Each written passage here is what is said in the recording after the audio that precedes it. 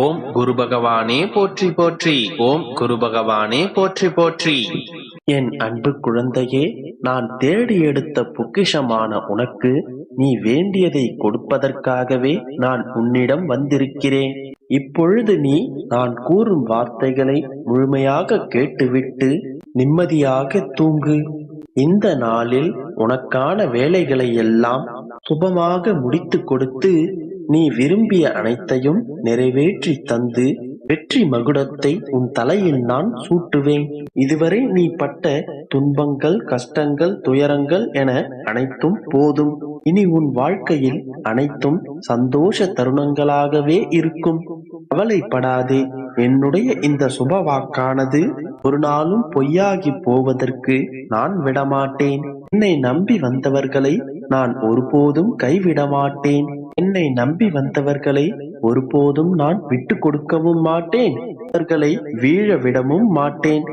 இதை உன் வாழ்க்கையில் நான் புரிய வைத்து அழகான விடியலை உன் கையில் கொடுத்து வாழ்க்கையை பிரகாசமாக மாற்றுவதற்கே உன் அப்பா நான் இருக்கின்றேன். உன்னை எப்படியும் ஒரு நல்ல பாதையில் அழைத்துச் சென்று நீ எதிர்பாராத அற்புதத்தையும் நீ எதிர்பாராத சந்தோஷத்தையும் நான் உனக்கு தருவேன். மற்றவர்கள் உன்னை மதிக்கவில்லை என்றாலும் அலட்சியப்படுத்தினாலும் நீ அதற்காக ஒருபோதும் கவலைப்படாதே.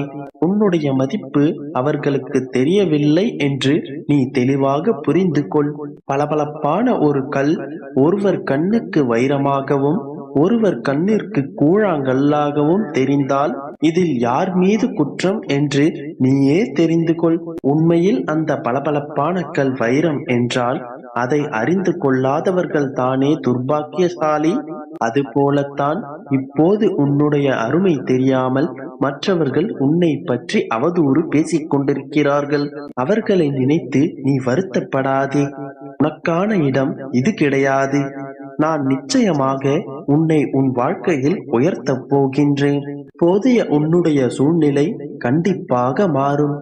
நீ பட்ட கஷ்டத்திற்கு பல மடங்கு இன்பத்தை நான் உன் வாழ்க்கையில் கொண்டு வருவேன். இனி உன் வாழ்க்கையில் என்ன நடக்குமோ, என்ன கஷ்டம் வருமோ என்று இதன் பிறகு நீ பயப்பட வேண்டிய அவசியமில்லை. இனி அனைத்தும் நல்லதாகவே நடக்கும். நாளைய விடியலை இனி உனதாக்கி உன் வாழ்விற்கான நல்ல விடியலாக்கி நானே உன் கையில் கொடுப்பேன். உனக்கு துணையாக எப்போதும் நான் இருப்பதை நீ உணர்ந்து நன்றி கூறும் தருணம் வந்து விட்டது. உனக்கான விடியல் காத்து கொண்டிருக்கின்றது. நாளைய விடியல் உனக்காகவே மலரும். கவலைப்படாமல் சந்தோஷமாக உறங்கு. நல்லதே நினை, நல்லதே நடக்கும். நம்பிக்கையோடு இரு. என் அன்பு குழந்தையே, உன் வாழ்விற்காக நீ நிறைய திட்டங்களை வைத்துக் கொண்டிருக்கின்றாய். பல திட்டங்களை போடுகின்றாயே தவிர எது உனக்கு நன்மை தரும் என்று உனக்கு தெரிவதில்லை. திட்டங்களை தீட்டி வைத்த நீ அதை எப்படி செயல்படுத்துவது என்று தெரியாமல் திணறிக் கொண்டிருக்கின்றாய். என் தங்கமே, நடந்தது, நடப்பது, நடக்கப் போவது என் பிள்ளைக்கு எது நன்மை தரும் என்பதும் எனக்கு தெரியும். எவன் ஒருவன் தனது ஆசைகளை, மனதின் அடி ஆழத்தில் இருக்கும் விருப்பங்களை என் பாதங்களில் ஒப்படைத்துவிட்டு பூரண விசுவாசத்துடன் பலனை எதிர்பார்க்கின்றானோ, நான் அவனை நல்ல வழியிலேயே வழிநடத்துவேன். அனன்யமாக சரணாகதி அடைந்த பக்தனை எந்த ஒரு ஆபத்தும் இல்லாமல் காப்பாற்றுவது என்னுடைய பொறுப்பு. அப்படியாக என்னிடம் சரணாகதி அடைந்த என் செல்ல பிள்ளை நீ. உன் மீது எனக்கு இருக்கும் அன்பு எல்லையற்றது. நீயே என்னை மறந்தாலும் நான் உன்னை மறக்க மாட்டேன். நீயே என்னை விட்டு விலகினாலும் நான் உன்னை விட்டு விலக மாட்டேன். உனக்கும் எனக்கும் இடைவெளி ஏதுமில்லை. நாம் இருவரும் எப்பொழுதும் இணைந்தே இருக்கின்றோம். ஒவ்வொரு முறையும் என் பாதங்களில் நீ தலை சாய்ப்பது உடல் அளவில் செய்யப்படும் மரியாதை மட்டுமே. என் பிள்ளை என்னோடு ஒன்றியவன் என்ற எண்ணத்திலேயே என்னை வழிபட வேண்டும். நானும் என் பிள்ளையை என்னில் ஒன்றியவன் என்றே ஏற்றுக்கொள்வேன். இவ்வாறான பரஸ்பர அன்பை என் பிள்ளை நீ புரிந்து கொள்ள வேண்டும். உனக்கும் எனக்குமான பந்தம் தெய்வீக பந்தம். நீ வேண்டும் என்றாலும் வேண்டாம் என்றாலும் உனக்கு தர வேண்டியதை நான் தந்தே தீருவேன். எந்த ஒரு சூழ்நிலையிலும் கவலை கொள்ளாதே என் தங்கமே. பயப்படாதே, பதற்றப்படாதே. அப்படிப்பட்ட நிலையில் நீ என்னை மனதார நினைத்தால் மறுகணமே நான் உன்னுள் இருப்பேன்.